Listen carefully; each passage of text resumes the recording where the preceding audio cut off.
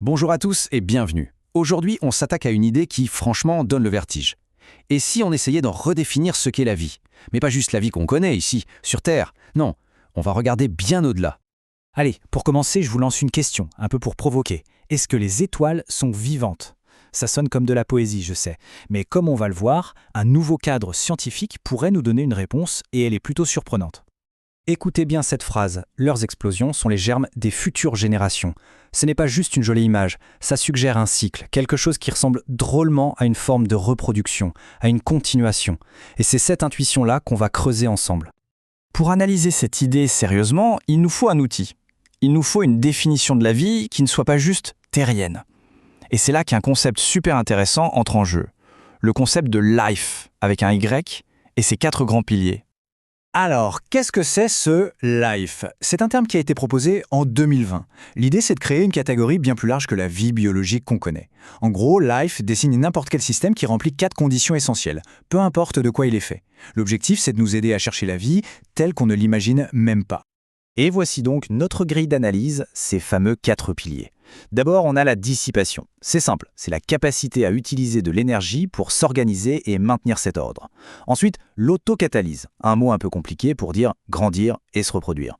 Troisième pilier, l'homéostasie. Ça, c'est le fait de garder un équilibre intérieur stable, même quand tout change autour. Et pour finir, l'apprentissage, la capacité à stocker de l'info pour s'adapter. Ok, maintenant qu'on a les outils, on va les utiliser. Appliquons ce modèle à notre question de départ sur les étoiles. Et c'est là, croyez-moi, que ça devient vraiment passionnant. Alors, une étoile, est-ce qu'elle coche toutes les cases? Voyons voir. La dissipation, ah ça oui. Elle transforme l'énergie nucléaire en un flux de lumière et de chaleur super stable. C'est validé. L'homéostasie, absolument. C'est cet équilibre incroyable entre la gravité qui veut l'écraser et la pression qui veut la faire exploser. C'est validé. L'autocatalyse, eh bien oui, quand une supernova explose, elle déclenche la naissance de nouvelles étoiles. C'est comme si elle semait des graines cosmiques. Validé. Et enfin, l'apprentissage, alors là c'est le point le plus fou. L'idée c'est que l'univers lui-même apprend à durer en testant différentes sortes d'étoiles, différentes stratégies. Et ce concept d'apprentissage, il est parfaitement illustré ici. On a 2 grandes stratégies.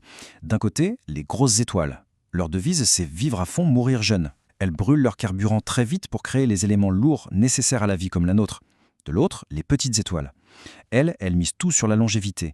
Des milliards d'années de stabilité, parfait pour que des choses complexes puissent apparaître. On a donc bien 2 stratégies de survie, 2 manières d'apprendre et de s'adapter, mais à l'échelle du cosmos. Et si on zoome encore plus, on voit que même les forces fondamentales de la physique jouent un rôle. La force forte, c'est la cohésion, ce qui tient tout ensemble. La force faible, elle permet aux atomes de se transformer, c'est la mutation. Et l'électromagnétisme, avec la lumière, c'est la communication avec le reste de l'univers. Cohésion, mutation, communication, on dirait presque les principes de base de n'importe quelle forme de vie, n'est-ce pas? Maintenant, prenons un peu de recul. Parce que ce qui est incroyable, c'est que ce grand schéma cosmique, on le retrouve comme un écho dans nos propres mythes, nos propres cultures. C'est comme si l'humanité avait toujours eu cette intuition. Regardez quelques exemples. En Égypte, il y a Ra, avec son cycle de mort et de renaissance chaque jour. C'est la régénération. Chez les Grecs, Apollon, le dieu de l'ordre, de l'harmonie. En Inde, Surya, la source même de l'énergie vitale. Ou encore chez les Aztèques, Tonatiuh, un soleil qui se sacrifie pour que le monde continue de tourner. À chaque fois, ces mythes personnifient des fonctions du soleil qui collent parfaitement aux piliers de l'Aliphet. Il y a une tradition mystique qui pousse le parallèle encore plus loin. C'est la Kabbale avec le concept de Tiferet sur l'arbre de vie. Tiferet, c'est le cœur de l'arbre, son centre d'équilibre. Son rôle, c'est de faire la médiation entre des forces opposées, comme la rigueur et la clémence, pour créer l'harmonie. C'est une métaphore juste parfaite de l'étoile, qui est en équilibre constant entre la gravité et la pression pour pouvoir briller de façon stable. Bon, on arrive au point central de toute cette réflexion. On a un seul et même schéma, un même modèle qui semble se répéter à toutes les échelles, des étoiles jusqu'à l'esprit humain. Regardez bien ce tableau, parce qu'il résume tout. On retrouve les 4 mêmes fonctions à des niveaux complètement différents. La dissipation d'énergie, c'est la fusion nucléaire pour une étoile, mais c'est aussi la diffusion des idées dans une culture.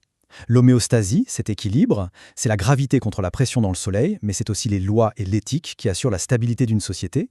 L'autocatalyse, la reproduction, c'est la naissance de nouvelles étoiles, mais c'est aussi la transmission des traditions.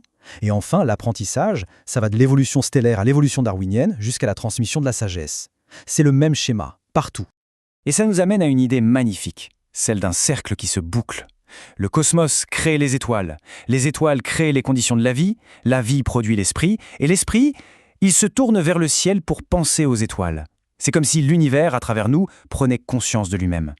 Ce qui nous laisse sur une dernière question absolument vertigineuse. Si ce même schéma d'organisation, cet opérateur life, se retrouve partout, des étoiles à notre esprit, de la physique à la poésie, alors qui sommes-nous au fond? Juste une manifestation de ce grand principe cosmique? Voilà une pensée sur laquelle méditer. Merci d'avoir suivi cette exploration.